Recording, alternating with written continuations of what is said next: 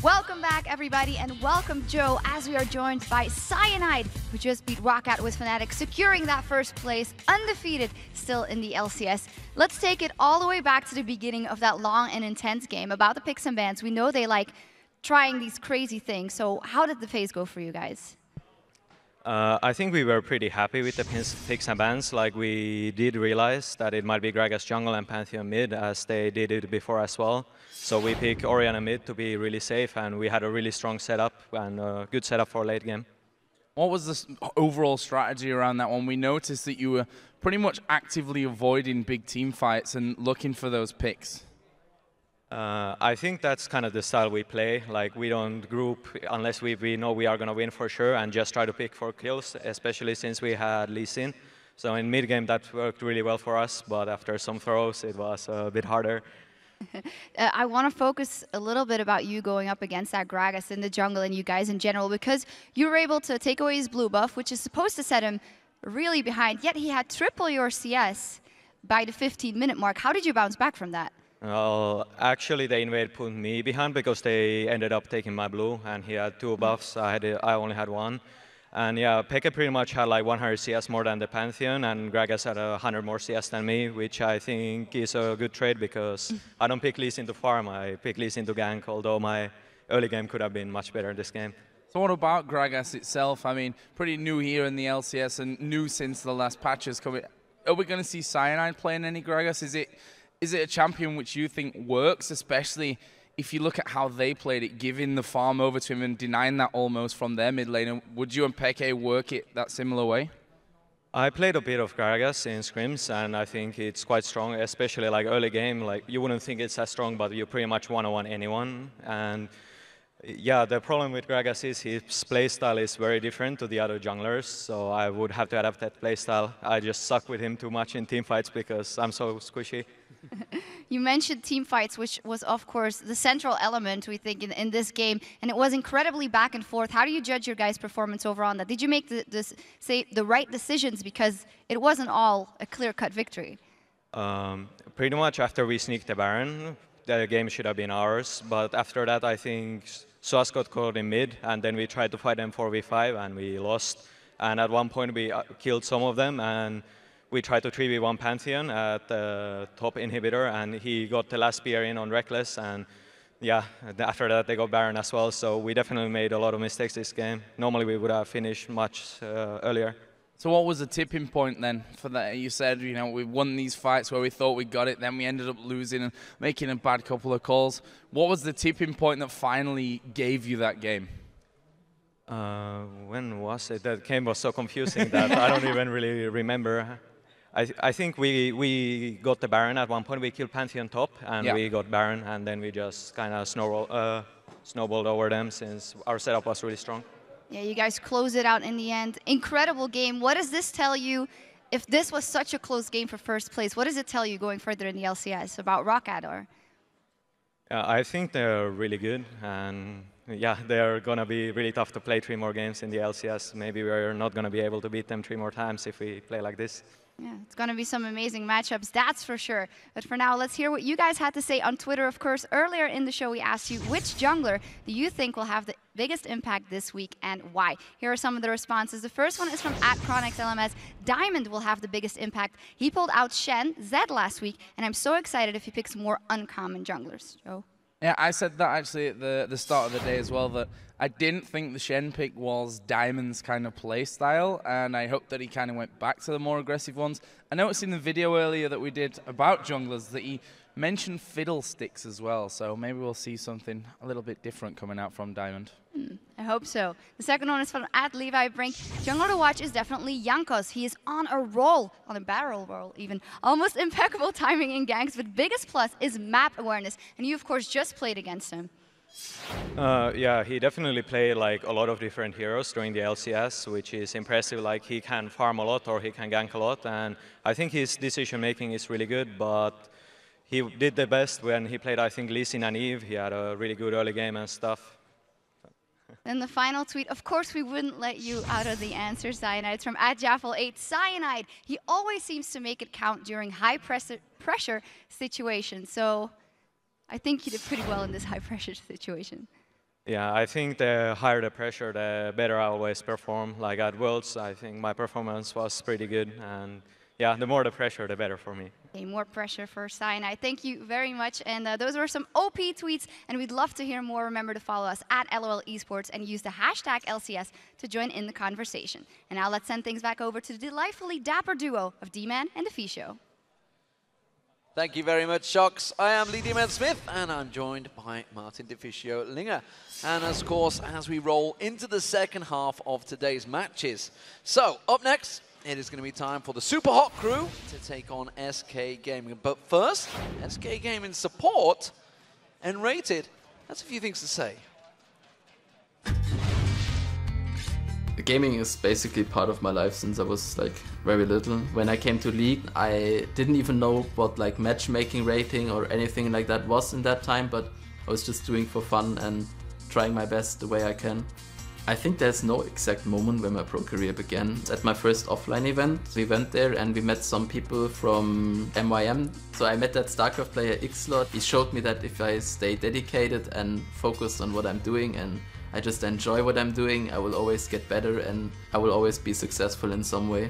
I had a team in that time which was like a really big roster with Arane, Ocelot, SK is interested in us and we were interested in them. And it was a really big deal for us back then because it was like one of the biggest esports companies and clans we ever met. And making that circle is just like a feeling that everything somehow belongs to each other. And I feel like I belong here, I'm happy with my team and it's a really great feeling wearing the SK name again. Dexter said I was like the only pro player that really approached others in the second split. They were new teams, they didn't know what to do, they were not there, they didn't feel comfortable in the environment at first, and I was just one of the first when I came at them, smiling and said hello and greeted them. And that's like the first impression I give towards others. I don't really do that on purpose, that's just my personality. When I was starting, I was very immature. Like the way I played, I was egoistic, I was self-centered, I didn't know what a team means. Through this whole process of being a pro, I grew up. And right now I'm at the point where I call myself mature, but not because I think I am, but because I know that decisions I make are not based on emotions or anything that I went through, but it shapes it. Every like hit that I take makes me stronger in the end. Every scar that I have shows what I went through, and I will just keep on moving forward and do my thing. And as long as I live my life, I don't mind anyone taking a scar on me because it will just show me where I went through.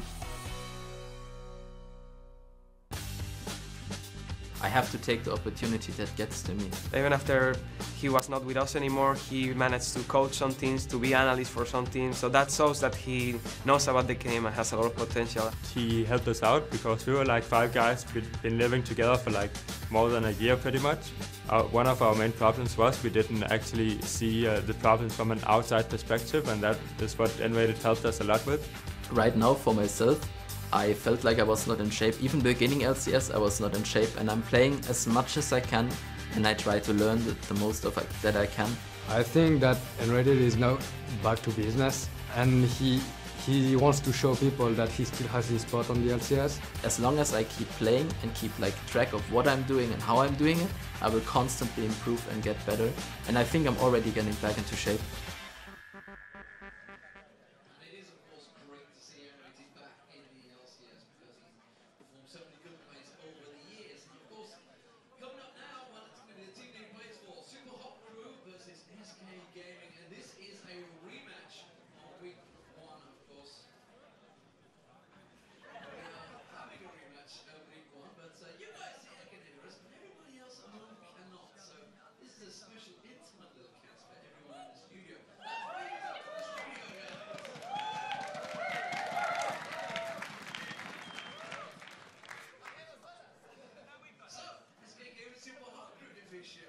We can't talk about what we have prepared, but what we can talk about is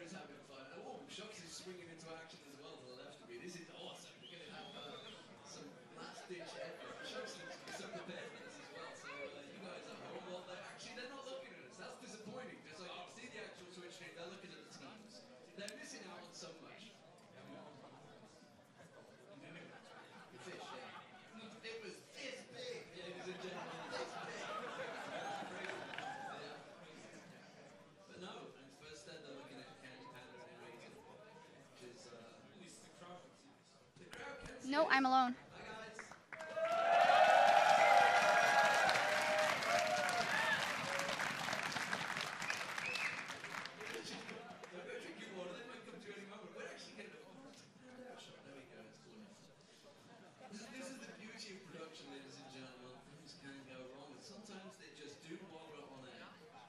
In action now. Joe's in place. Joe's ready.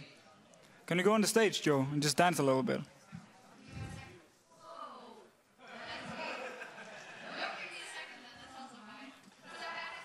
Hi. I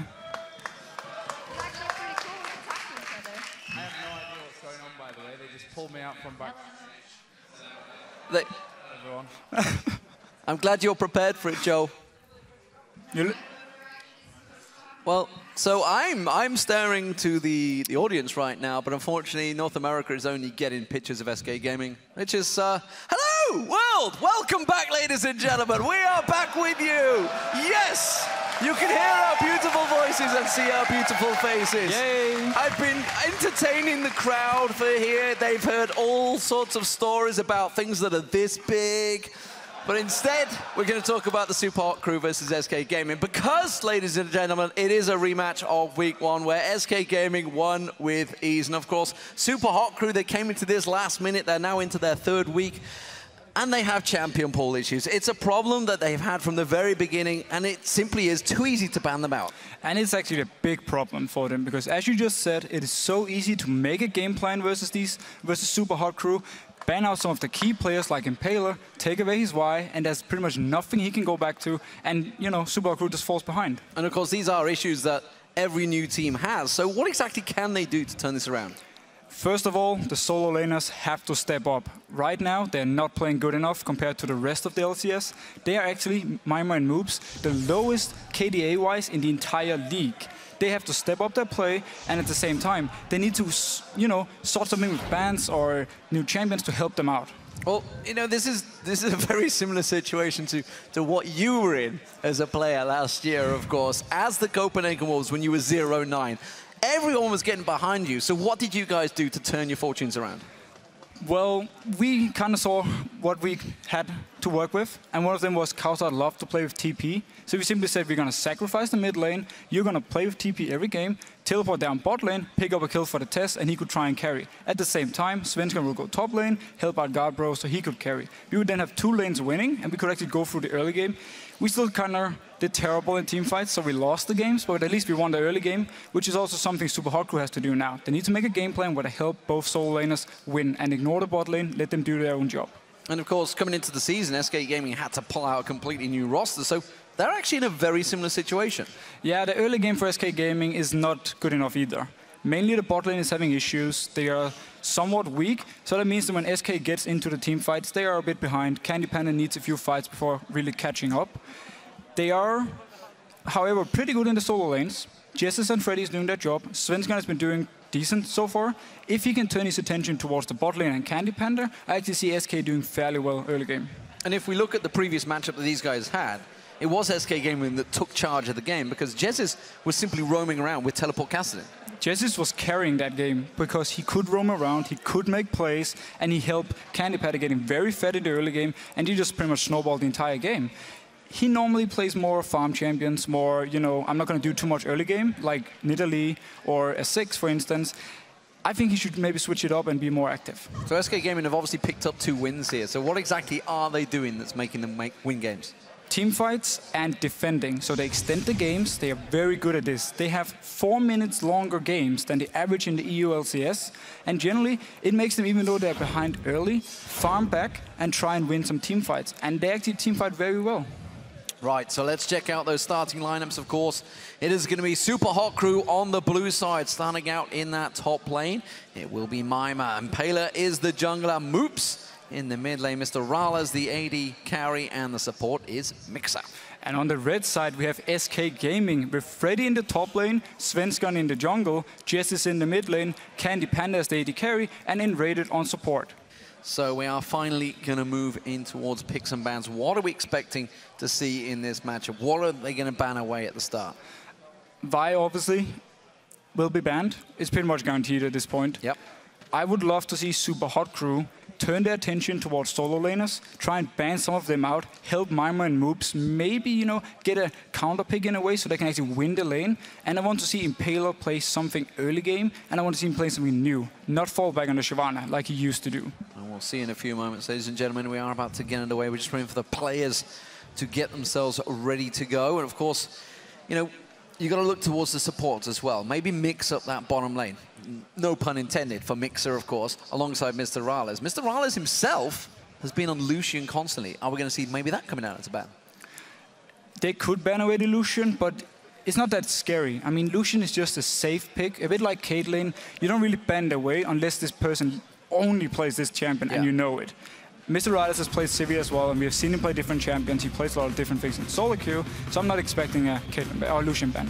Well, here we go. Picks and bans underway. Kassadin has been taken out. Shock Horror, there is the Vi ban as well. So predictable so far. This is where they start switching it up. We're looking at the top laners, and you know, you think of Mima and Freddy. They are big, strong, beefy top laners. They love to play those bruiser champions. So maybe that's going to be a ban. I mean, yeah, Dr. Mundo could obviously be a ban. We saw Trundle, though, how he can deal with Dr. Mundo and force Dr. Mundo to do every other stuff. But look at this, though. 2 mid lane champs and then a Wukong. I think this is targeted Svensson, who's been playing Wukong jungle.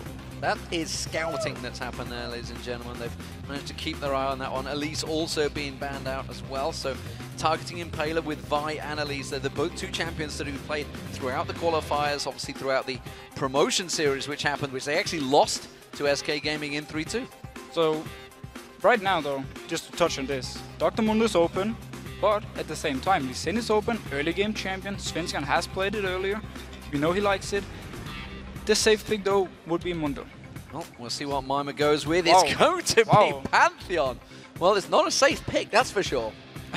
Nope, but they definitely wanted this Pantheon. It can go in mid lane, maybe in the top lane, and in the jungle, if Impaler has actually expanded his champion pool. Well, we just saw, of course, it was played by Roccat in the mid lane, and as predicted then, we were talking about it at the time when they were doing the picks and bans, you know, it can go anywhere. Maybe they're keeping their options open for that mid lane. Maybe you could have seen that Gragas up against Orion in the last match. Didn't happen. Mundo has been locked in straight away by Freddy. No surprises there. Svensson, he looks like he's going to fall back to that Lee Sin. Yeah, I feel like SK got the best of this. Lee Sin is generally more safe than Pantheon. They do kind of, oh, is this? Nope. Don't troll us. He's going to go for the Lee Sin, I'm almost 100% sure. Anyway, Lee Sin is more safe than Pantheon and brings more, you know, the later in the game, unless Pantheon can snowball from the jungle. Well, Svensson is famous for that Lee Sin interrupting way back in the summer. As it stands, it will be locked in. We'll see how it works out for them. Meanwhile, Super Hot Crew, what are they going to go with? Bold choices for the first pick. Pulling out the Pantheon. Are they going to continue that role? Mima right now, what will he play? He's been playing Dr. Mundo a lot. He used to play Shyvana. She's been nerfed. Will he fall back on this? Or has he prepared something like a Trundle? This is where we need to see Super Hot Crew expanding the champion pools and show us something else than just the Pantheon. I like the Pantheon pick though, if it's for Impaler at least.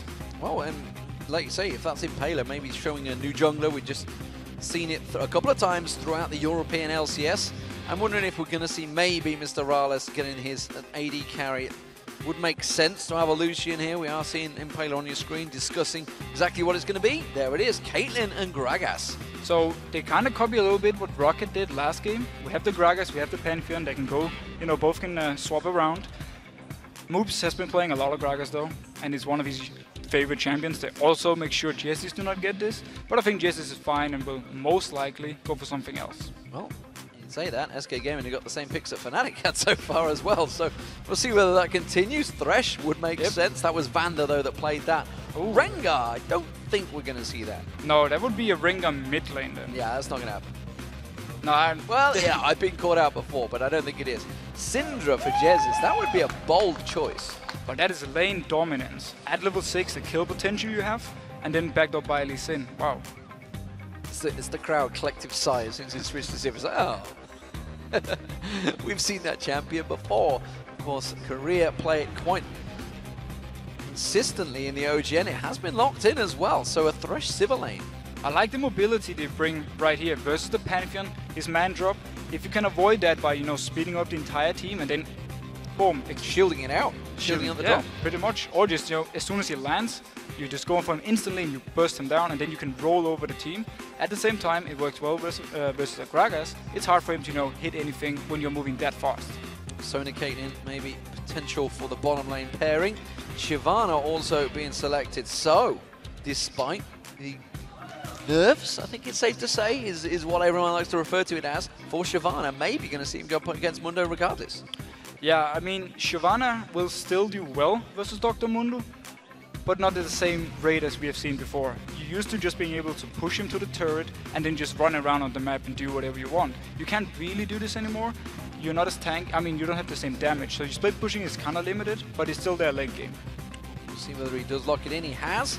So, final choice, SK Gaming. What would you go with in the mid lane? Will it be an Orianna up against the Gragas? Orianna is the safe one here. I actually wouldn't even mind seeing a Syndra. I like the pick for, you know, going in with the Sivir ultimate and just bursting down the first target and just keep rotating. Shyvana has to go for Blade of the Rune King to deal with this Dr. Mundo, so she won't be that tanky, and Syndra can actually burst her down together with Sivir. And Rated taking a little time on this one, the team discussing it. Jez, as you can see, in discussions.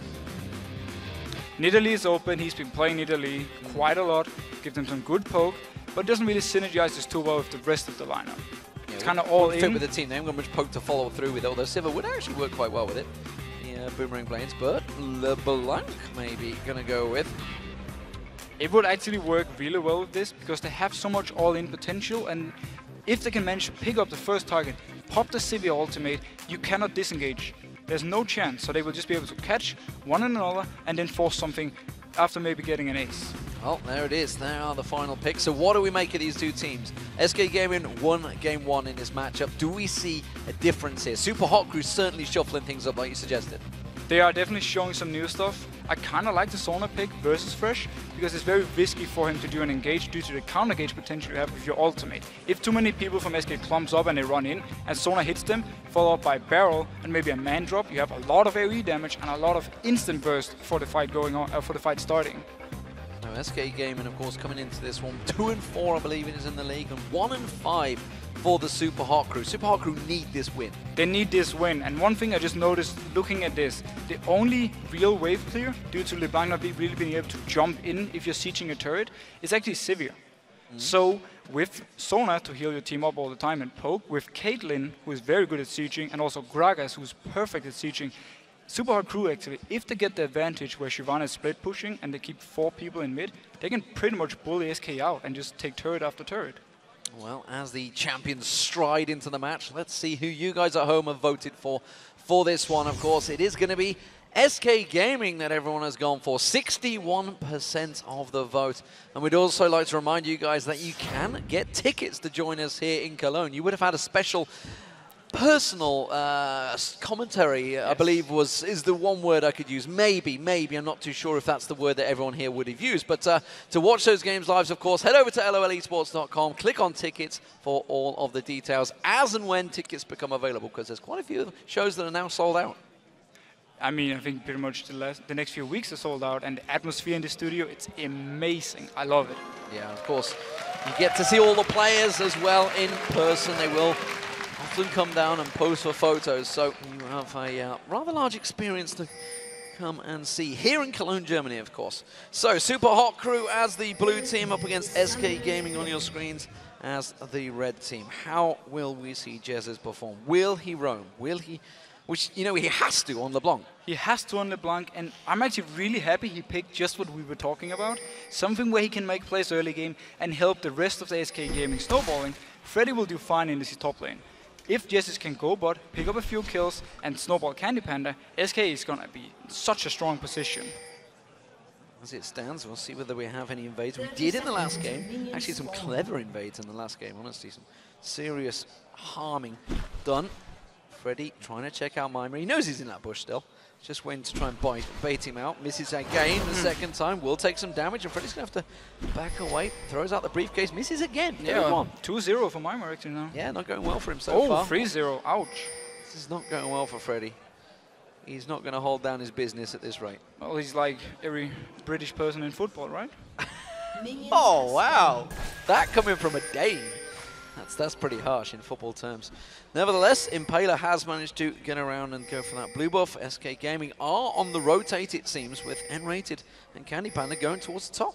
They might be trying to do the same as Fnatic, where they can go in, try and take a buff, and then we have Fred who can teleport bot lane for the 1v2. Well, Mima and Impaler are ready and waiting to go. We do see, of course, that Svenskeren is on the blue buff. There is pings going down, and here comes SK on the invade. Instantly backing out from Super Hot Crew's side. They will give this buff over to Freddy, and then he can teleport bot lane. Oh, they're actually trying to counter invade on Svenskeren. Yeah, you can see down the bottom lane. It's Mr. Riles and Mixer also going in there. This blue buff will be taken away. Svenskeren has to back away from that one. Too risky for him, and it's going to be, I feel, Candy Panda that took it. Was that meant for Freddy? I think Candy Panda would have helped. Yeah, I mean, Freddy right here, he had the chance to pick it up. Clearly there wasn't the option for them. I'm not sure why. I think it would have benefited him way more in this 1v2 scenario, because Zone and Caitlyn are going to poke him out and they can take this turret very fast in the bot lane. And of course, obviously we saw Soaz doing it in the last game, and the bonus is he comes to lane level 2. Pretty much. I mean, the first minion who dies in the lane, you get level 2, and you're kind of out of the whole I'm going to get dive level 1 danger that you normally see. As it stands, didn't work that way, and it seems that Impaler went and got himself the blue buff as well with the help of Mixer. Barrels rolling out in that mid lane, but the bottom push pressure is already on for Super Hot Crew. Remember, this tower in 4.1 is weaker than the rest. Yeah, look at the damage it's taken already. It's just going to be a couple of minutes and they can actually take it down, unless Svenskeren wants to come down and try and defend. I think maybe the blue buff for Candy Panda was intended for him to, you know, constantly shove the wave without thinking about his mana, and then trying to take down the turret just as fast as they can do in the bot lane. And if you cast your minds back to last season, of course, the Caitlyn Sona lane was the official poke lane, I guess you could say, along with Ezreal maybe that could be in there. But there's a lot of pressure on that tower, and you look at that. 3.5 minutes in, that turret is already down to half hit points. But this is what you can do when you can constantly clear the wave over and over, and they now have the backup of Impaler, so they're not even scared of Svenskeren being there. They will take this turret very soon. Yeah, Impaler's come down here. Svenskeren is waiting in the wings as well, just off in the background. So Freddy is aware that he could get pushed. He's already up to level 3 though. They're going to keep on shoving for this one. Impaler's going to load down, throw down a spear actually on towards Freddy. Probably would have been better hitting the turret maybe, just once or twice, but instead Mr. Ryle is doing a fantastic job of that. That turret is not going to last much longer. Next wave they will take it down because Impaler will stay, be the backup. Meanwhile in top lane, 50% on that turret. Yeah, not bad work from N-Rated and Candy Panda, so they're doing their job in the top lane while their jungler tries to hold the defense. I don't think it's going to work out though. This will be the first turret of the game going down just 4 minutes into the game. Now the good thing for SK is that Svenskeren is bot lane. He can stop the dragon from Super Hot Crew. If they can pick up the top turret and rotate, they actually go fairly even with this. Well, Mima's taking pressure, and we do have a pause coming out. We'll see how this works out for them. It looks like it is Svenskeren that's called for the pause, judging by the way that the referee is with him. Just having discussions. Of course, the team themselves cannot talk during this pause, which is why you see them all sat there looking a bit glum. Indeed, and people can actually hear if they are talking. It's not just the referee behind them. We actually have people who can hear everything they're saying, so you can instantly punish them if they should talk during a break. Yeah, it's absolutely something they're talking about, so he's just sorting some settings out. You see right admins and the QA team, everyone in there. 3 members around the computer to fix one problem. That's how quick and reactive they are. Well, I mean, okay, I want to cast your mind back, obviously, to when you were in this situation last year. What's it like as a team to sit when you have to sit there in silence? You're at a pause, especially maybe you've just lost a tower like they have right now. I mean, when you just the fact you have to sit there and you can't say anything and you don't know how long the pause is going to be, it is so annoying. Because there's so many things you want to tell your team, you want to keep yourself updated on the game, what just happened, what should we do next, and you kind of fall out of focus because you just have to sit there and say absolutely nothing. And of course, don't forget you got white noise in your ear as well. So there's like a... Yeah, you're going insane. You're going insane. It's so they cannot hear our voices, Deficio. That's what it's for. So we do not give anything away in game. We are back in the game now, ladies and gentlemen, so let's get things back underway. Svenskeren was the one that called for that pause. You can see he was there with Freddy, and he's paused again, and now Mima's not happy. Is not happy about that, I think. We got everything right. He's definitely not happy. Either that, or he was breaking into a new rap. Could be. Could be. Maybe the static noise, he likes it. The music. It's a beat you can go with. It's clearly not the Super Hot Crew that they got the problem. It is Svenskeren. You can see he's rejoining. He looks absolutely ecstatic, Svenskeren. Give us a wave. I think he can hear us, maybe. He's got one ear unhitched. He actually looked bored. Oh. Like, he was just he tired looked of bored. this. Yeah, he just looked bored. He's just like, I want this game to go on. No more pauses. Please let me do my job. Well, Taco Storm is helping out there with his Riot Rumble t-shirt on. Just, showing off the fact that he's won a Riot Rumble at some point, which is an internal tournament that happens, of course. As it stands, we are waiting for these teams to get underway. What do we make of the opening first, we're up to about 5 minutes? 5 minutes in this game. Super Hot Crew, of course, taking the tower, the first objective of the game. Looks like they will lose out on the top tower. Don't think SK will maybe get it before they rotate, but if they keep on pushing, then they will. I mean, SK will get the tower for sure, because Super Hot Crew don't want to send their bot lane top. They don't want to give up, an easy dragon for SK Gaming, so the tower will go down at some point. The question is now, will they keep pushing this bot lane up for the next turret and start hitting that? Well, we are getting back into the game, ladies and gentlemen. So, we'll see if we don't get a pause again. We'll see how that works out. Or will we? No, we won't, because they're going to swap PC. That means you're going to have to look at our ugly mugs for some minutes, because that's going to take a short while to unplug it all and plug it all back in. I like how Mimer spoils again. There's a pause. Instantly, he's like, boom, throws out the hands, and boom, there's a pause. I love how your chair sank down as well the moment you said that. That's just I'm not sure what happened. Dramatic effect. I just gained some weight, that's all. It's when you move into the caster from a player, that's what happens. You just eat more. So, let's recap what's happened today, ladies and gentlemen, because if you've not caught the matches so far, get over to lollysports.com. You can catch them all there. But I'm going to give you big spoilers, so you may want to mute us right now, because Gambit against Alliance, it was a one-sided victory, it has to be said. Pretty one-sided, I think it's safe to say. But it was fantastic to see Gambit. Just the way they played, and how every single little mistake Alliance did, even was it item builds or just the way they rotated on the map. We heard Diamondbox talk about how Nuno made a mistake and then Froggen overextended. They just punished it and snowballed the game. And of course, then it was Roccat versus Fnatic, a ginormous game, 51 minutes I think total. And honestly, it was back and forth action. Both teams getting Barons, the inhibitor turrets going down. It was actually Roccat that took down the first inhibitor turret. Fantastic game. I 100% recommend to go and watch that if you missed it. But of course, if you're watching this game, you probably did just watch that game as well. So a bit of a change of pace. Slowing things down, me and Deficio. There was a pause though. Fnatic. They did have a pause. Yeah, same way. We actually building up the same. Yeah, almost the same picks, same pauses. We're almost the same game, I feel. Almost. Just at the bottom of the table instead of the top of the table. In 40 minutes, you're going to say, wow, that was pretty much the same game. I'm going to be blown away by this game. Yes. I am prepared to be shocked and awed by the Super Hot Crew versus SK Gaming. At the moment, it doesn't look like Svenskeren is too shocked and awed. He's clearly waiting. Of course, he has to keep his headset on because he doesn't want to hear all the amazing spoilers. All the knowledge we're dropping right We are dropping the knowledge. And boom. And it seems that he is overwhelmed by the knowledge that you have laid on him. Was he like that as a player? Because of course you did share the team with him for a period of time. He was. He now never. Try and think in a positive light here, because I know what you guys are like. No, I love him. Straight up. I mean, I loved him as a teammate and as a friend. He didn't use too much focus on always preparing for the games, but once we were in the game, he was there, 100%. So, while we do stare at Svenskeren, and he is a beautiful creature, I'm sure you are all aware, but what we'd really like to see is a replay of that Fnatic Roccat matchup. One of the big fights that happened in the mid lane. Deficio, take us through this one. It was I believe, it was the crazy start where we see a flash Tibbers from Yellowstar. Yeah, we saw the flash Tibbers onto Jankos, but they couldn't follow it up. Instead, Source went in too deep, got caught, and we see it right here. Flash Tibbers can't follow up. He actually dodges the rocket with amazing lantern. Right here though, Source is in too deep. He gets just chain CC'd and bursted down instantly. And now they can chase. They have Pantheon. He will jump behind them. They want to go for Pekka. That's actually why he's not jumping anyone at this point. He's out of range. Hook misses due to the flash. And instead you just have to, chase it up.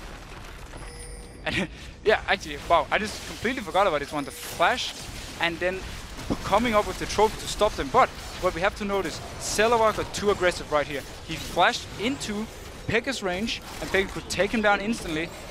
it didn't really matter because Jankos came back, so it was 3v1, but he almost got taken down by Pekka right here as well. Well, you say it didn't matter. I mean, they eventually take Pekka down, they chase him down, but if you look on the mini-map, there was no inhibitor to it. If Celavar had survived this fight, they would have ran up that mid lane, taking down the inhibitor. That could have changed the game considerably.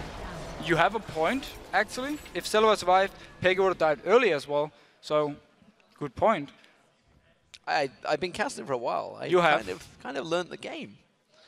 Only a little, though. Only a little. I mean, I'm not quite LCS pro player level, but then again, neither are you anymore.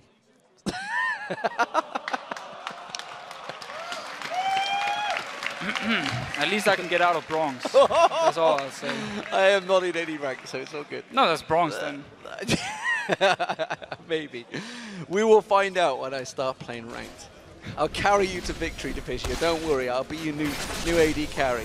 But as it is, we are back in the game, ladies and gentlemen. Super Hot Crew versus SK Gaming. Here we go again. And SK Gaming, they are putting pressure on the top lane. Mima already getting flayed out. Candy Panda didn't choose to go aggressive there, though. No, he didn't really go for it because he just want to wave clear and get this turret down and swap back to the bot lane so they can stop this push. Well, that tower will go down, so this is a switch possibly that will happen. SK Gaming going to keep that pressure on. This will be the top tower going down in 5 minutes 22 seconds. Meanwhile, down this bottom lane, we can see Impaler continue to help shove. Of course, this is 2 AD carries backed up by Mixer. Can keep that pressure on those turrets. The top lane, they surely have to rotate now. I mean, if they don't rotate, they will lose this turret on the next wave coming in, or at least the next one again. They might just want to shove out the wave and reset it and then recall. Looks like they are going to force Mima back, so they may keep on pushing that next wave. And minions coming in. Meanwhile, this bottom lane, top lane area, we do see Freddy taken pretty low. Smite being used out by Impaler. They really want to get this turret down. And they're actually staying, as it seems right now. Maybe they want to try and base race them a little bit already at the 6-minute mark. Well, Impaler again takes a bit of damage. While this is all happening, of course, blue buffs have spawned, as will be spawning shortly, sorry. They are going to have to try and back away from this one. Dragon is up as well, don't forget, but everybody is continuing to push. They're not going yet in this top lane. Blue buff was never cleared by SK when they picked it up. There's still the small minions left. That's gonna hurt moves later on. Well, Mixer and Mr. Rale's Impaler ball backing off. Jesus was hoping he could maybe try and catch Nick out. He may do. Impaler's gonna go down the river, but I think he's safe. He's safe for now. Dragon is up and the bot lane is coming. No teleport on Mima as he has Ignite. If they want to force this one, they can actually pick it up rather easy as if they recall right here for Super Hot Crew side. Yeah, they were maybe expecting some push out there because Mr. Rale's and Mixer waited around for quite a period of time now. Freddy getting very low by the white there, but does survive through it. N-rated, going to come down, probably ward out. He has got a pink ward in his pocket. Is he going to use it? That ward in the top Dragon, that's sneaky, hidden away. Now SK again, they could have gone for Dragon right here, but they weren't sure if the Super Crew bot lane had recalled, and they weren't really sure where Impaler was. So due to Freddy being so low, they thought it was too risky. Well, as it is, Mima's staying in the top lane. It means the AD carry and support will be going back to the bottom lane. Remember, that bottom lane turret was taken pretty low already. N-rated pink warding out the blue buff. That will be available in a couple of seconds, which is why they're trying to prepare for this one. Mixer's going to face check. He's going to go straight towards Svenskeren. Svenskeren catches on him. Jesus comes in, does not land the leash. And Mixer having to flash out of danger. They do force the flash. This means it's more risky for Super Crew now to push this mid turret because they can always engage on Mixer. Mr. Raleigh is now in the mid lane. 3 of them stacking up, trying to keep the pressure down. Barrel landing on Jesus, having to burst out. N-rated has got that flash available if he wants to go for anything, but of course no box yet, still only level 4. But this right here is why I dislike lane swapping in the new meta, because you lose your bot turret and then people can rotate towards the mid lane and put pressure there. Impaler coming up, Svenskeren on that red buff, and he's going to get jumped on. Meanwhile, the red buff doing damage to him as well. Svenskeren's going to have to back away from this one. Will he get greedy? Will he stick around for the red? No, he will not. That's going to go to Impaler. So much damage from Impaler here in the early game, and he's picking up the red buff. He's been fairly aggressive. I mean, he's done his job. He was there bot lane when they needed him, and now he's actually making plays in the enemy jungle. I like to see that from Impaler. Yeah, it seems that Pantheon so far is working out for him up against SK Gaming. Got double the CS because Svenskeren, of course, was babysitting that bottom lane while Impaler was helping to push it and taking some of that CS wave. Lane tax, as it's known. We have to touch a little bit on the CS difference between the AD carries. Due to Candy Panda being just with in-rated top, he could pick up all the CS. Impaler in the bot lane did take some. Svenskeren getting jumped on once again. This time will take the lantern away and jumps to safety. But again, that's Impaler being aggressive. Now the blue buff is up. Impaler, Candy Panda is way out of position right now. He needs to full engage before he can go in. Impaler's going to get completely caught out. First blood comes out. It's Jez's that takes it down. Moops uses the explosive cast, but Jez's comes back around. N-Rated gets the flay down. N-Rated picks up the kill. Ace in the hole, blocked out by Candy Panda. Very weird situation for Super Hot Crew right here. There were people around it, but there were only 2 people at the actual blue buff. SK noticed this and just went straight in, and there was no comeback from Super Hot Crew. A little too aggressive maybe from Impaler and Moops there. Desperately trying to get that blue buff out, but like you said, way out of position. And SK Gaming, they had all 4 members ready and waiting for that, while, of course, Freddy continues to farm that top lane.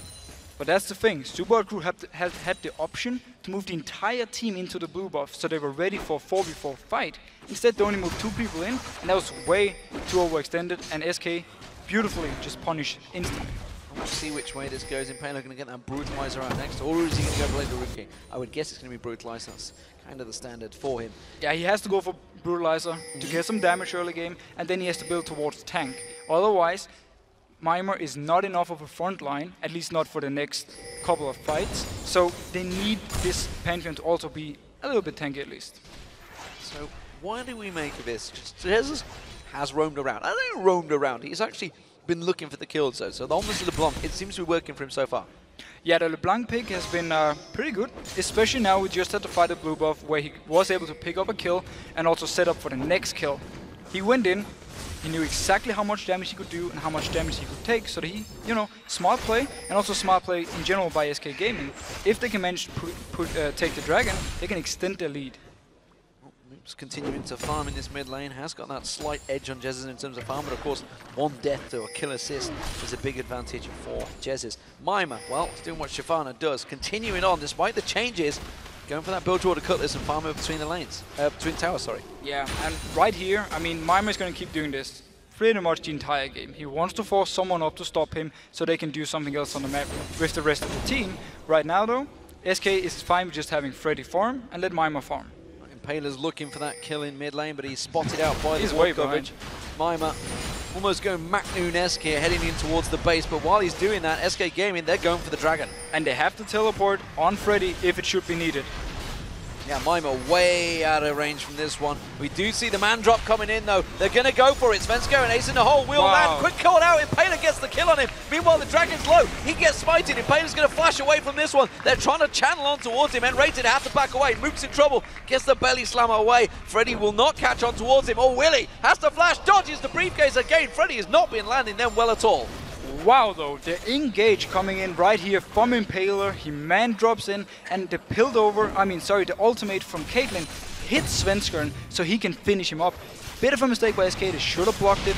We see it actually right here. Look at the man drop coming in, and look at Svenskeren. He gets hit instantly by the ultimate, and then Impaler can finish him and also take the dragon. That is huge. At the same time, Freddy teleports in so late because he wasn't expecting a fight. He didn't expect Super Hot Crew to go for this. And Mimer, he's just farming in the mid lane. Yeah, late reactions on that teleport in, which may well have cost him because, of course, there was a minion wave continually shoving on. So not only did he not get any kills, he didn't get the dragon, he lost out, I think, 2 waves of minions in that top turret. Yeah, obviously, he had pushed it out at first, so there was the wave coming in with a cannon minion, though. So he lost a cannon, which means that he's going to be even further behind in XP, as he didn't manage to pick up anything down in the fight.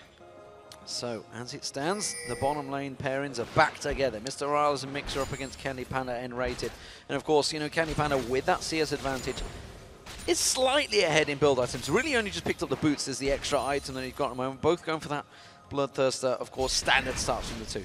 Yeah, the advantage Super Hot Crew have is the fact that there's no turret for SK. So if they should manage to land a man drop from the Impaler, he has a lot of room to work with and a lot of room to try and catch this very fast Sivir though. So unless he actually manages to hit his stun or his ultimate and follow up by a stun right on Sivir, they won't really catch him. Jez is making a move, but he's going to walk straight into the ward at Tribush, but can they get away in time because he can close the gap very quickly. Wow. The thresh hook lands, and that's Mr. Raleigh going to go down here. The crescendo came out, but it was not going to save him. Mixer getting punted away. He's going to get taken down as well. This time he does manage to get the damage down. It's a double kill for Candy Panda. And they can take the bot turret now. They will give up the mid turret for it though, but they still got 2 kills.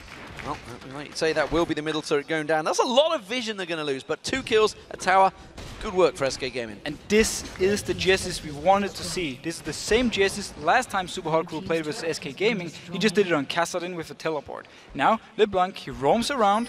Yes, he lost his turret mid, but he managed to pick up 2 kills, and that's very worth it for SK Gaming.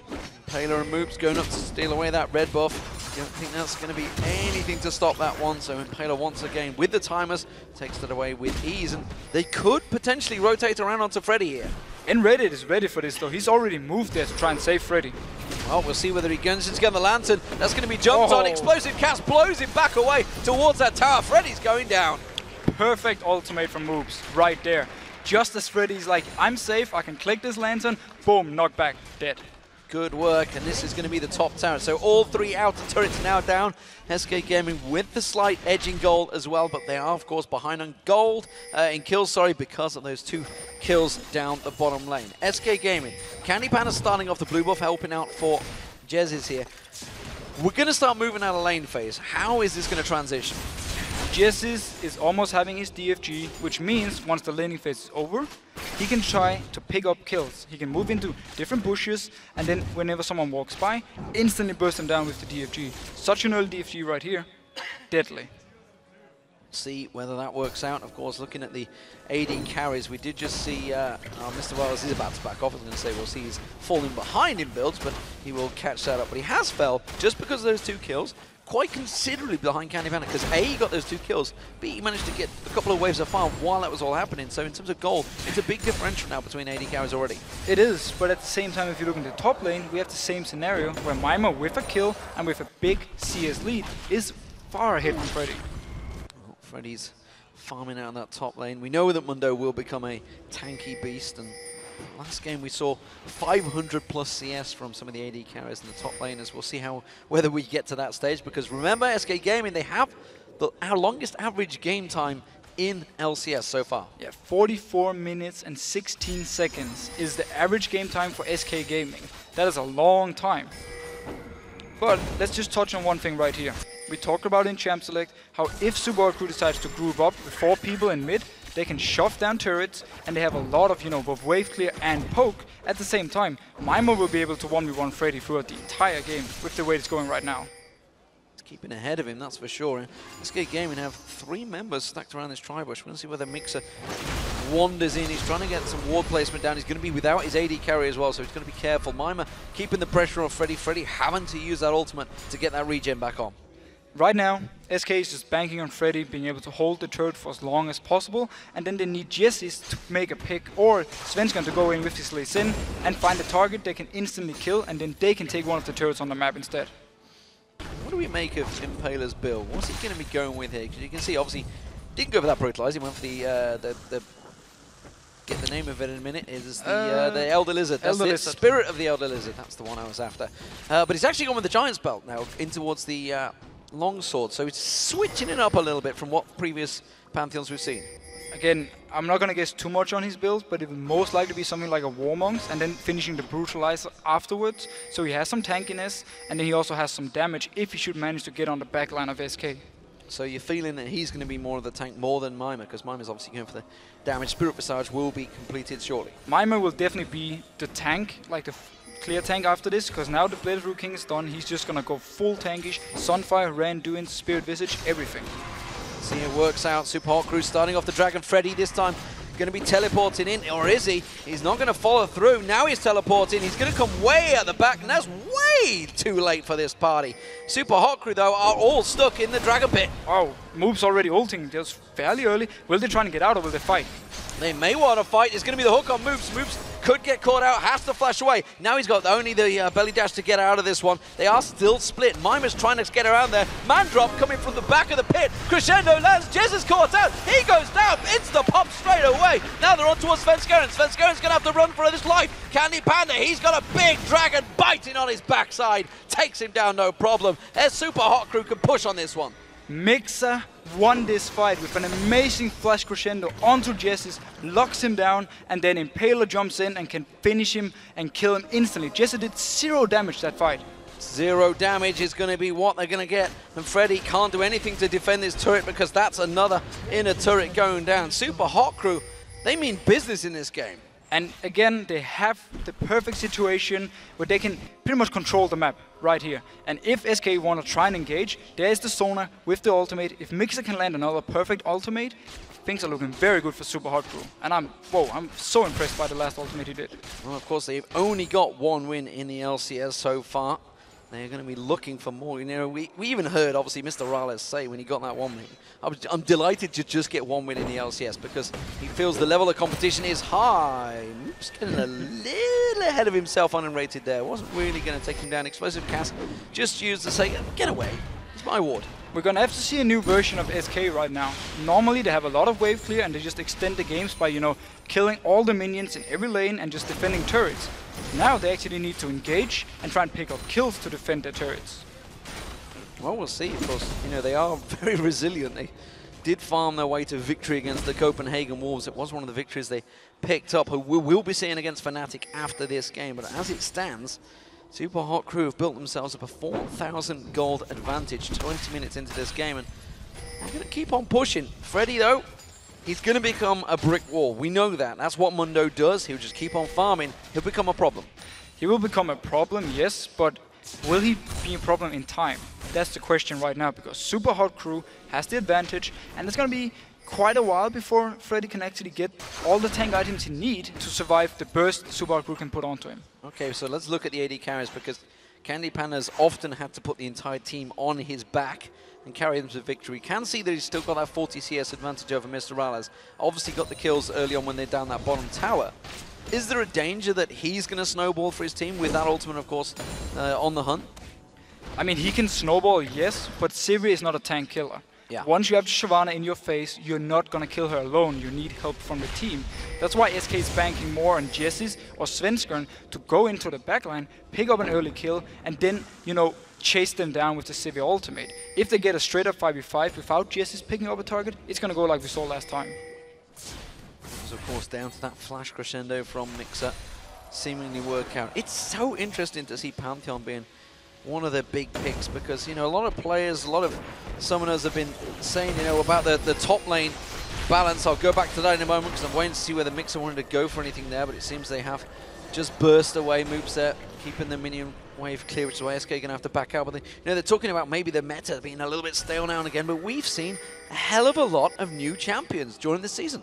Yeah, there's been so many different picks, and it's actually amazing to watch, because you never know where certain champions are going to go. You never know, is there a new counter pick to this? It's only, I wouldn't even say the top lane, because we had Warwick, Trundle, so I would say every lane so far has been bringing up new stuff. Maybe, okay, exception is the bot lane. It is mainly the same three, and then with Sivir occasionally. Well, yeah, AD carry-wise maybe, but support-wise, we've seen a whole array of champions down there. I think we've seen pretty much every support now. Well, I mean, there's still a few. I think we haven't seen a Fiddlesticks maybe yet so far in the LCS, not on the European side at least. Mr. Rales farming out on that top wave. While this all happened, of course, the teams where you can see on your screen, they are just getting a little bit of farm before they decide to engage, which potentially will be in 1.5 minutes when that dragon respawns. Of course, they're warding out the Baron, making sure they get coverage of this one and rated. Paler thought about going for it. They have taken away that red buff a number of times so far. Candy Panda's a long way away on his own here. They could get around the back of him. There was, no, Impale actually already used his ultimate. We didn't actually see what he used it on. I think that man drop was used somewhere. It was a few moments ago, only a second ago as well. Yeah, because I was about to say it. He could actually... Oh no, the cooldown's about to be done. It's about to be done. Well, once he has it, if Sivir pushes, he can jump in. Oh. Almost getting caught here by Enrid and Svenskeren. Impale flashing out of that one, so flash burned. His man drop will be available any second now. Impaler does get caught with a kick. Svenskeren is not going to get that Lee Syndrome and follow it through instead. He will take down that pink ward. While this is happening, of course, Mima and Freddy continuing to butt heads in the bottom lane this time. Going to keep on driving this one through. That dragon 40 seconds away. Looks like Super Hot Crew in the better position. Right now they can get the vision control of the area and then make it very hard for SK to pick a target, and instead we can see Mixer doing the same kind of thing with his flash crescendo, and if they can manage to do that, they can potentially go for a Baron or maybe go up and get an in-hit. Well, 20 seconds until it is up. Svenskeren keeping vision on Impaler there, keeps on landing that kick.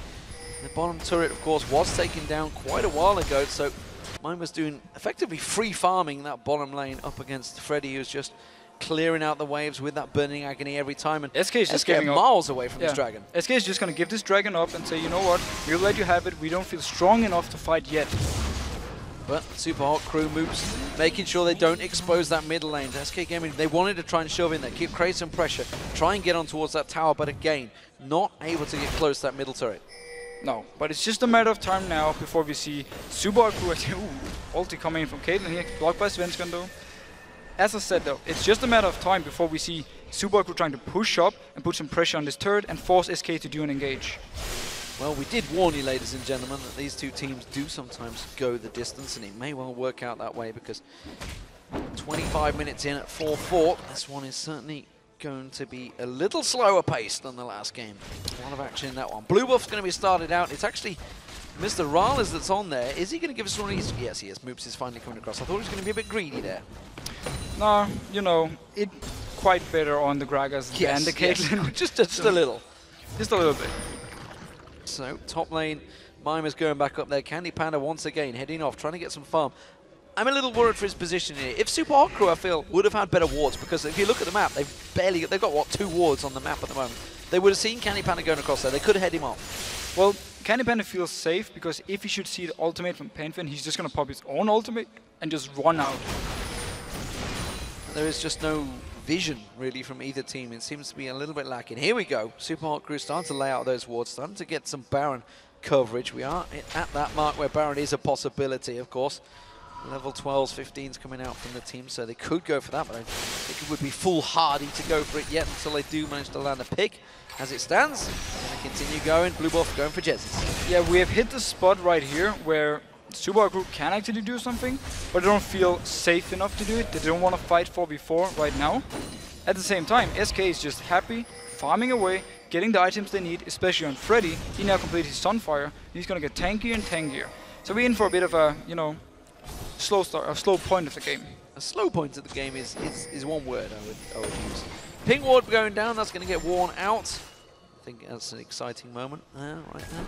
But as it stands, Mima and Impaler, they're going to rotate towards this top lane. Top lane turret hasn't taken any damage yet, but there's a minion wave coming in. Potential target for them, maybe. I'm not really sure why Impaler is up here, because he can't really do much unless they want to fully dive Freddy. But we have SK fairly close to help if it should happen. Well, Ace in the hole being used, just showing, hey, we do have a ward in that bush, making sure they can't get anything on Jezz. Jezz instead will push them back, and it's actually, they're trying to create pressure, but not quite that efficiently. They're simply scared of the all-in engage from SK Gaming. They're scared of getting popped by Jezz, so they don't really want to push up. At the same time, Mima Impaler now in top lane, Jezz is coming in. Well, they're doing work. They're getting in a couple of hits on it, but Impaler's being taken low already. They're going to continue chasing this one. Freddy is keeping them engaged. He does manage to land the slow, and here comes the rest of the team. On the hunt, already used by Candy Panda, which is why they're closing the gap. Impaler's going to turn around, sacrifice himself. He's going to go down, and now they're going to catch on towards Mixer. Mixer having to dash away from that one. Barrel being thrown out there. Isn't going to go through. Will Mixer continue to chase? Yes, he will. Flash Crescendo catches on Candy Panda. Mima follows it through, but his Candy Panda is going to get away. Pops the barrier. Explosive Cask simply forces SK away. Doesn't do the job that he wanted to pull them towards it, and SK Gaming get themselves a kill. The spell shield from Candy Panda saved his life. He managed to block the ultimate from Moops. However, we have to touch on the fact that Impaler stayed in the top lane to push. We just talked about how SK could rotate up, especially with the Civ ultimate. Can Freddy stop him here? He will. He's going to catch him, and in comes N-Rated. Will they throw out the hook? He will land it, but Freddy's not bothering to follow through. Smart enough, though, because the rest of Super Hot Crew stopped their recalls. They would have killed him if he actually went in for this one. Oh, he does manage to back away. So, Mixer, got to be careful that N-Rated doesn't hook him on there towards the Baron. Instead, he's just going to ward it back up. So, 5-4. SK Game is still with the kill advantage. Only ever so slightly, though, but they need to start getting turrets. Already the ping goes down. Impaler was ready and waiting to jump on Candy Panda there. Candy Panda backs away, just shoves the wave. SK, again, they are fine with just extending this game and keep farming away. If they can manage to get a kill on Jezz, or, you know, pick up a target like they did before with Impaler, they can actually try and rotate around the map. Again, though, great flash crescendo from Mixer kind of stopped everything and actually turned the fight in favor of Super Hot Crew, even though it was 4v5. Jezz is staying in that bush. He's been there for around about a minute 30. Now, he's waiting to try and land a pick. N-Rated looks like he's going to try and bait something out here, expecting maybe Impaler to come around, maybe trying to go for that red buff. I feel though that Super Hard Crew. Oh, Moops can get caught. Oh, it's Moops are going in, but the hook completely misses. Instead, the kick will force him in. He's going to get taken low, and he will get dropped. It's Jesus that gets it. Mimer goes in though with that Dragon Descent on towards Jesus. No escape here. Oh, Willie gets away from it. Would you believe it? The bite not quite enough from Mimer. Man drop coming out though. Freddy's going to be the focus target. He's got a lot of hit points to work through. The hook on towards Mimer is going to be enough to save him.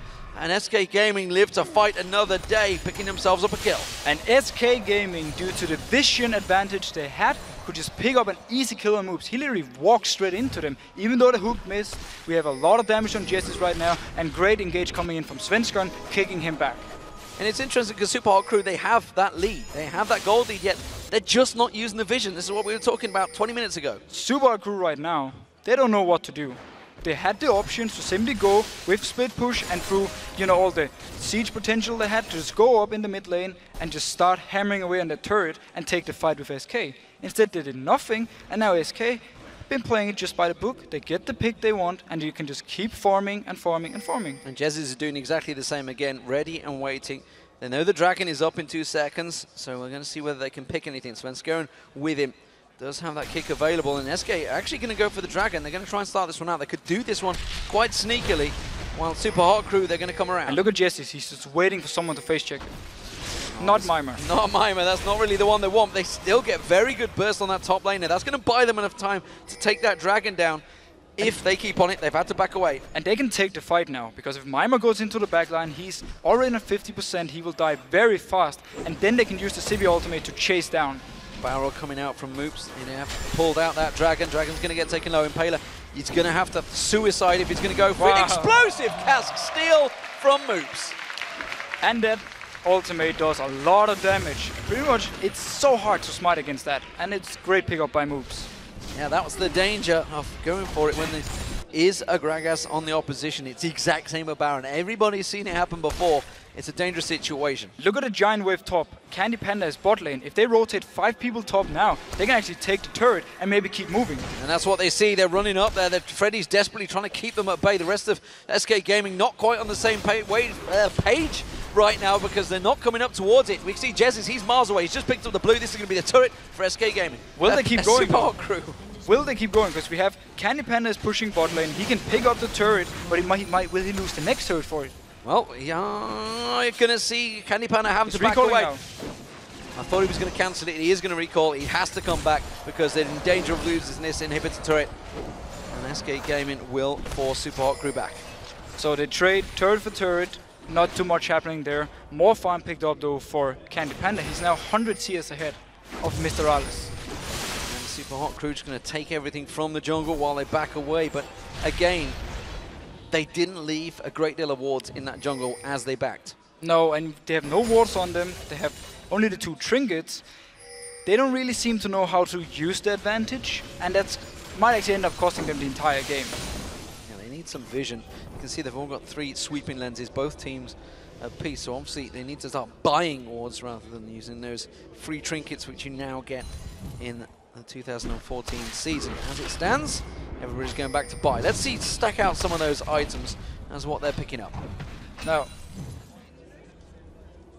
We will see them in a minute, guys, don't worry. Yeah, I was about to say, I kind of lost items. It's building the tension, I believe, the camera guys, of what they're trying to do to us right now.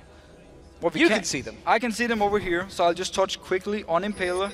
He did finish his Brutalizer. Now, oh, we see Jessis. Oh, they're going to catch on towards it. Oh, Crescendo misses!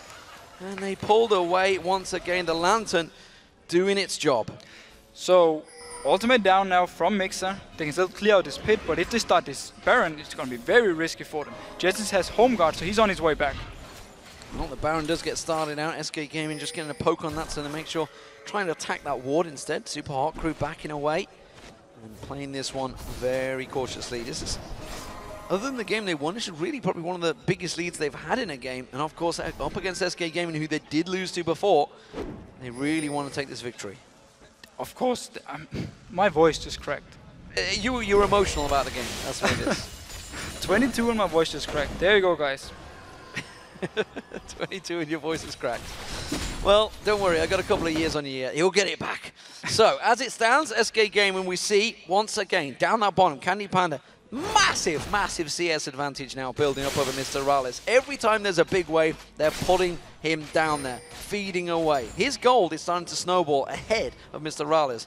You talked about how Candy Panda may not have the burst, but at 402 CS, he's definitely building up a giant gold lead. Yeah, and he's almost having his Infinity Edge completed. Once you actually go back, he can pick it up. They started the Baron for Super Hot Crew, though. Super Hot Crew going for it because Candy Panda was not there. He has still got on the hunt available, and he's now joined the rest of his team. Super Hot Crew not got the damage to take it down quick enough. And look at Candy Panda in the mid lane. He's just going to take a free mid turret. Super Hot Crew is completely out of position this game. They're going to take the inner turret, surely. They could keep on pushing for this one. Super Hot Crew, like you say, out of position. That's 2 turrets lost. But man drop is coming in. Is it going to be too late, though? He's already caught out. He goes for Candy Panda, who just shields it straight away with a spell shield. And now it's danger for them. Mixer does manage to get down Svenskeren. Impaler's been dropped down. Look at Mima in the back lane. He manages to get in there. But it is the AD carry. Mr. Rala's doing work. He's got himself safe. And Freddy122 now has to run for his life. Doesn't quite get the belly slam on him from Moops. Moops takes the briefcase. And that will be Candy Panda and Freddy running away from this one. It was a 3-for-1 to Super Hot Crew, but they took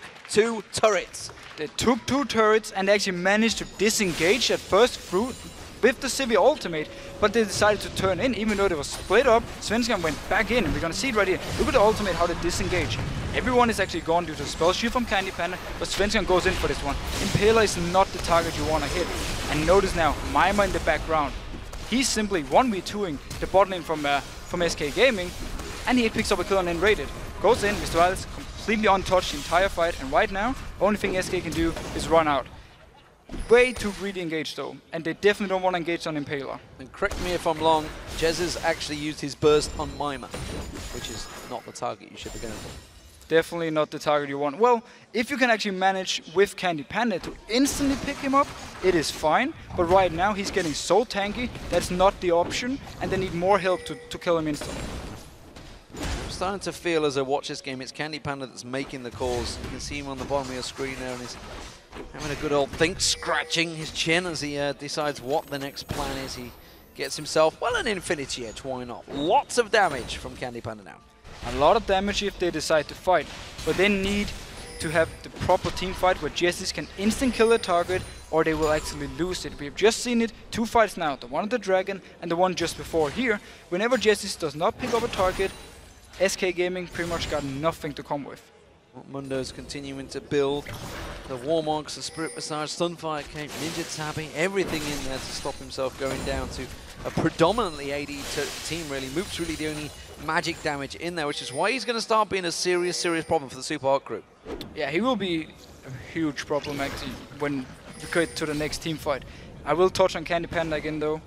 He's the one who has to make the calls right here and make sure to kill the right targets. Super Hot Crew looking to try and start the Dragon, but it's SK Gaming that are going in. They're separated. Moops flashes away. Mandrop's going to come in, though. Is it going to be enough? No, Moops goes down already. Impaler jumps onto Freddy122. Crescendo only catching on that top laner, and Rated has to back away. SK Gaming taken low now. Impaler chasing on towards the ace in the hole. It's going to catch on. Quickly blocked out by the spell shield of Candy Panda. And that is the Super Hot Crew picking up a 1-for-0. Actually, tell it's SK Gaming that got the 1-for-0. So Super Hot Crew currently on a 4v5. They're going to get the Dragon, though.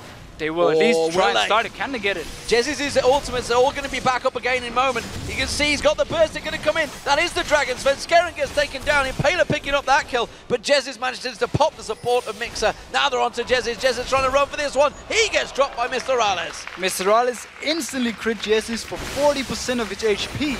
This fight again though, we have to touch on it once again. Jessis wasn't there. He didn't manage to pick up anything when the fight started. They got moves, yes, but not with the help of him. And now, Super Hot Crew, whenever that happens, backline will stay safe and they can win the fight. Dangerous move though, because Candy Panda is still up, as is Freddy, and this has got a lot of damage that could come out from this AD carry if they can get focused onto the right target. Freddy's going to take all that front-loaded damage, and you can see Candy Panda, he's trying to put work down. Mima catches on towards him, the Flay goes in there, has the Dragon descent away. Impaler jumps onto Candy Panda, and Candy Panda manages to turn it back around, gets himself 1, gets himself 2. Can he continue on? And that forces Super Hot Crew away from the Baron.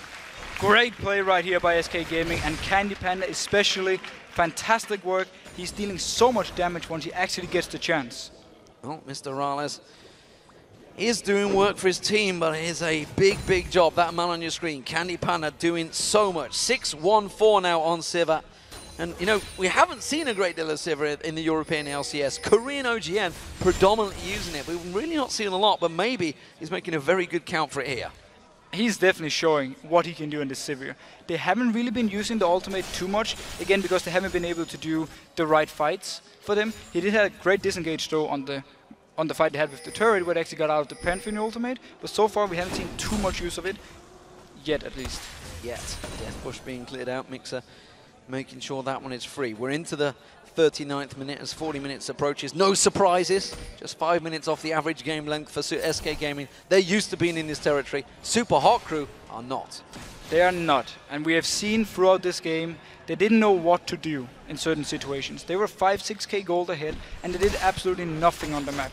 They just let SK farm up and get back in the game.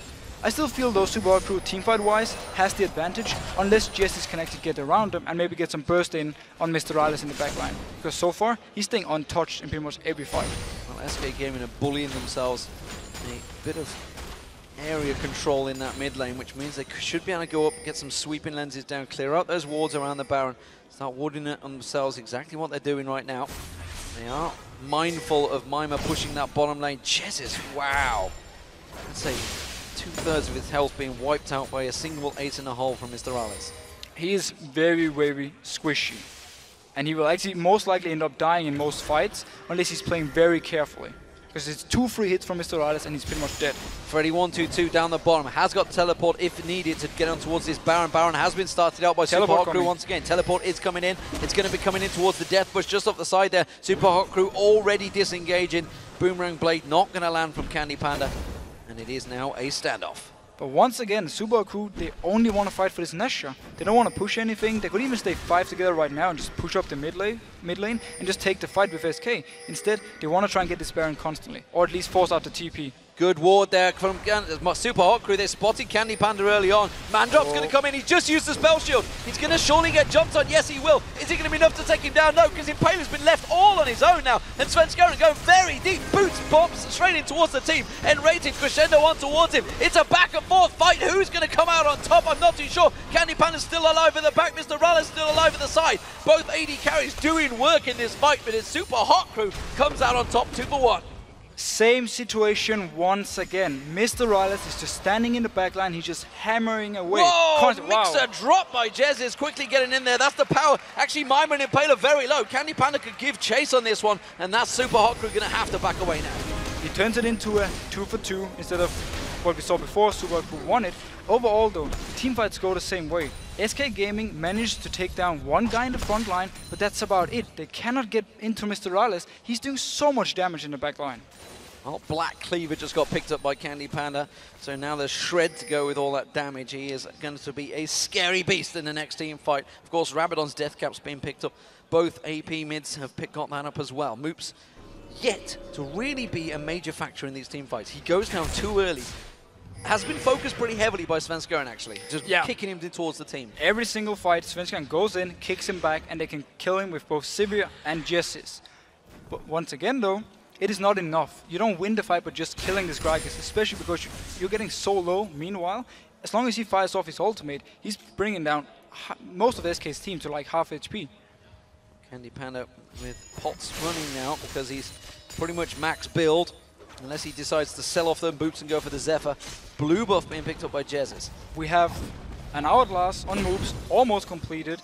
Once he has that, who will they go for? Who will Svenskeren engage on? Because if he jumps behind him and he Hourglasses, there's nothing he can do to him. Yeah, it's going to be a major issue. Mr. Riles still slightly behind. Going for the Banshee's Veil as seem as well, because he's got to be careful of Jessis' burst. Yeah, it helps versus the burst, simply. If you can stop just some of LeBlanc's damage and actually survive it, then you can start hitting her, and with the lifesteal and the insane amount of damage he has, he can actually win the 1v1 versus her. Well, I talked about 500 CS in the previous game. We're at it now. Candy Panda is there. Dragon's going to be up in 15 seconds. Super Hot Crew not really worried about that, though, because they're trying to chase. Grand Skyfall coming in. They're going to jump on towards Candy Panda, but it's Freddy 122 they land on. Freddy's happy to take all that damage, and now they're going to land some damage onto Impaler themselves. On the Hunt was used. SK Gaming could initiate here. They do go on towards Impaler. He's taking a lot of damage. Svenskeren gets punted in there. Explosive cast doing work there. The two members of Super Hot Crew are low. Crescendo being used, only catching on towards Enraged. N-Rated and Freddy. The hook not landing from N-Rated. Ace in the Hole's going to come through. N-Rated taking the damage. And now SK Gaming, they're going to have to back out of this fight. Super Hot Crew have the disengage. The ultimate from Moobs knocks Svenskeren back into the face of a Caitlyn who just melts him instantly, and he's dead. Once again, though, we don't see them going for the backline. And now Dragon is up. Can they manage to pick this one up 4v5? Candy Panda life stealing off the Dragon as he fights it, but he's got to be careful because the rest of the team has split him apart now. Throws out the Boomerang blade, tries to go for it. Paler smites it down, but that may be the death of them. Mixer just manages to get the speed boost for the rest of his team, and Super Hot Crew keep that gold advantage. And Impaler has been amazing at picking up these Dragons. He was also the one who jumped in and picked up earlier, so pretty much every Dragon for Super Hot Crew so far. That's a lot of gold again. Despite there's a 6,000 gold advantage for Super Hot Crew, we're not really seeing it in the team fights. They're still very close. It seems to be the on the hunt is just helping out. Svenskeren, this time around though, went in to try and get that kick. He got caught out though. He got caught out. A beautiful ultimate from Moobs instantly knocked him back.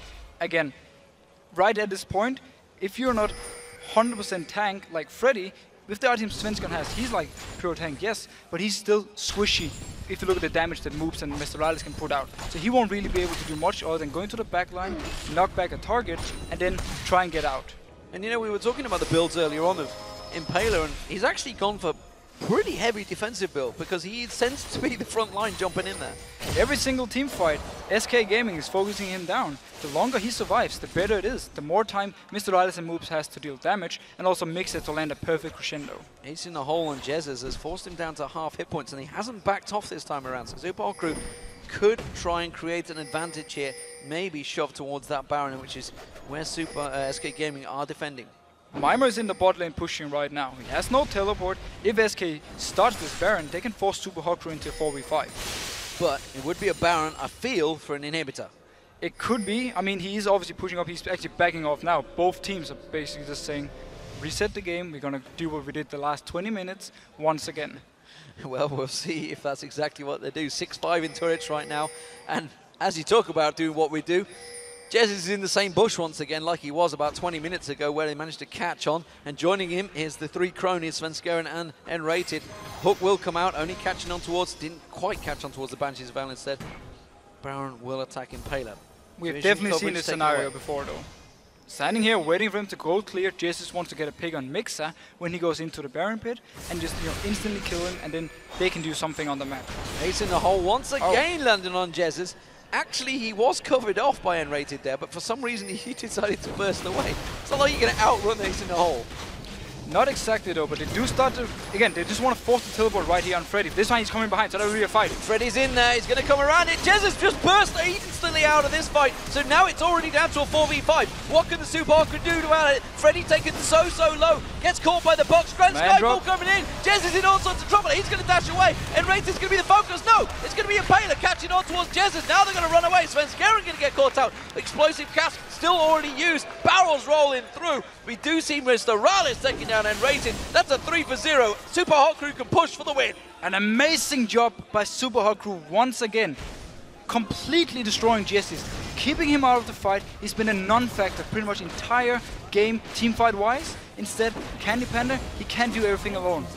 Inhibitor turret goes down. Inhibitor will follow. Freddy doing what he can. Candy Panda is alive. He should be able to burst out these minions, but they have enough to tank it out. They didn't bother with Baron. They didn't care about Baron. They're going for the Nexus turrets here. They're going to get onto one. Jumping on towards Candy Panda. Explosive cast blows him in towards his team. Guardian Angels going to pop out there. Sonya's Hourglass being used by moves. Candy Panda gets dropped where he stands, and the tanking from the Nexus turret is just being rotated beautifully by the Super Hot Crew. They can close out the game here and get themselves their second victory in the LCS over SK Gaming. They have revenge from week 1, and the Super Hot Crew take their second win. And such an important win for them in a very messy game. They had so many chances earlier on to use the advantage they had. They didn't. Instead, they had to rely on their team fighting skills and their combo late game.